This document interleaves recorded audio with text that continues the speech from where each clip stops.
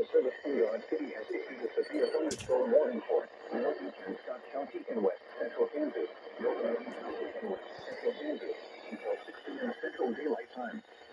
At 5:15 p.m. Central Daylight Time, a severe thunderstorm was located moving south at 20 miles per hour.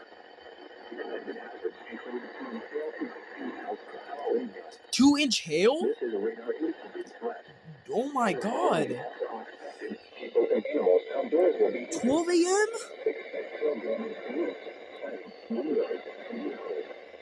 Expect wind damage to roofs, siding, and trees. Locations intended include schools. For your protection, you will carry a room on the lowest floor of a building. A severe thunderstorm warning has been issued.